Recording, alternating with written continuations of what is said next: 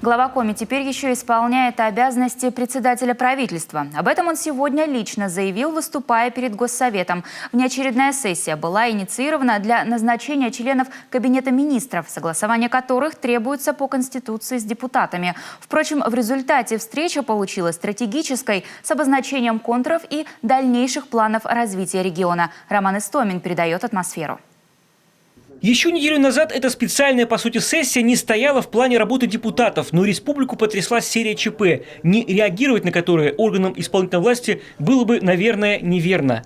Глава лично выезжал и в Усинск на нефтеразлив, и в Ухту на Ярига-нефть, руководил оперативными действиями на месте. Такой сложный комок проблем, возможно, и привел к мысли на этом этапе возглавить не только республику, но и правительство самому. При формировании бюджета 2021, 2022 и 2023 годов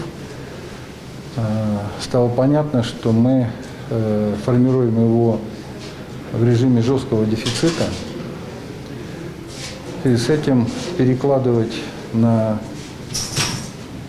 чьи-то плечи ответственность за работу правительства в очень сложных экономических условиях считаю неправильным.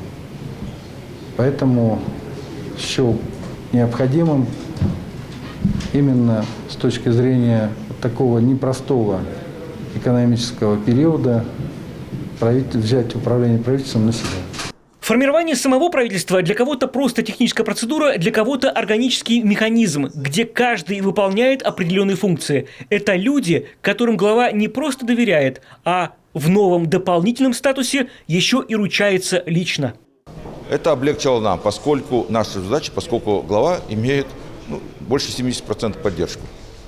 И глава выбрал человека, которому он доверяет, потому что в любом случае он будет рабочей, так скажем, лошадкой, и который доверяет его опыту, несмотря на молодость, доверяет его здравомыслию, что ли, потому что, как мы поняли, глава хочет республику, который находится в сложном положении, как-то поддержать. Сегодня мы услышали, что действительно вопрос проработан почти детально, и возглавляя правительство, Владимир Викторович понимает те приоритеты, которые он поставил на ближайшие годы. Поэтому Государственный совет, я думаю, и то голосование, которое мы сегодня увидели, оно говорит о том, что мы готовы работать вместе, готовы работать консолидированно. Еще раз хочу подчеркнуть на благо граждан Республики Коми. Первым своим заместителем в качестве председателя правительства Владимир Уйба предложил человека из бизнеса Игоря Булатова. Министром финансов с совмещением вице-премьерской должности, как это и было прежде, останется Галина Рубцова. Не коснутся изменения и руководители представительств Коми в Москве и Петербурге. Там согласованы Сергей Мамонов и Валерий Козлов. Сегодня они вышли на диалог со своих рабочих мест дистанционно. Новым председателем контрольно-счетной палаты утвержден бывший мэр Воркуты Игорь Гурьев. Надзор, экспертиза, они для меня, в принципе, знакомы. Почти 20 лет отработал в налоговых органах, 2 года отработал ревизором в коммерческом банке. Ну и, как говорится, поработал на земле, в администрации города. Тоже своя специфика, тоже свой бюджет, принятие решений, как этот бюджет эффективно распределить. Денег постоянно не хватает.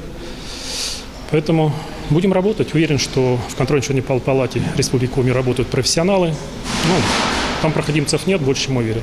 Незапятнанность, эффективность на ранее занимаемых должностях, высокая ресурсность на федеральном уровне, а также уважение к традициям и национальным особенностям нашего края. Вот критерии кадрового подхода главы, как он сам обозначил.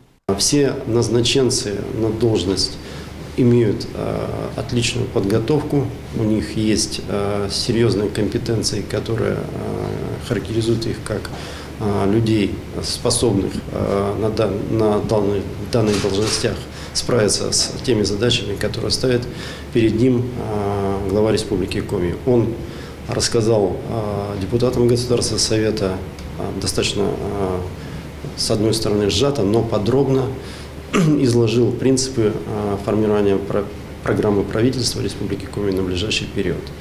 Программа достаточно амбициозная, она предполагает развитие республики в такое сложное время на основе новых проектов федерального масштаба и республиканского уровня. Важно, что глава представил фактически свою концепцию или программу действий на ближайшие годы, в которой наказывает депутатов всего парламента становится во главе угла для работы правительства. Тот момент, что глава возглавит правительство, говорит, во-первых, о высокой ответственности его перед всеми жителями, говорит о том, что глава берет на себя всю нагрузку, не отходя в сторону. Он отвечает теперь за деятельность всего правительства.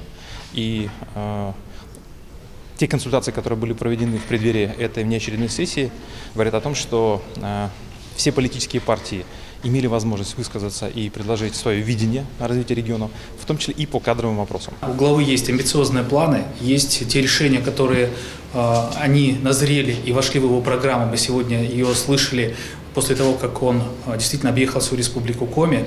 И, конечно же, ему нужны рабочие руки, нужны люди, которые грамотно смогут исполнять все все те задачи, которые поставили жители перед ему, в главе, которые вошли в программную речь, которую сегодня глава озвучивал перед депутатами. Поэтому, действительно, я понимаю, что в правительстве работы предстоит достаточно много. Работы в том числе и с теми наказами, которые дали нам, депутатам, дали те наши жители, которые приняли участие во всех наших встречах. Поэтому я считаю, что подбор кадров, в первую очередь за главой, это его прерогатива. Я думаю, что он понимает всю меру ответственности. Действительно, Владимир Викторович взял ответственность на себя, стал руководить правительством и подбирает команду максимально ту, которая эффективно будет работать на всех направлениях, которые в Республике Коми надо развивать. Мы видим, что достаточно много пришло в правительство людей с экономическим образованием.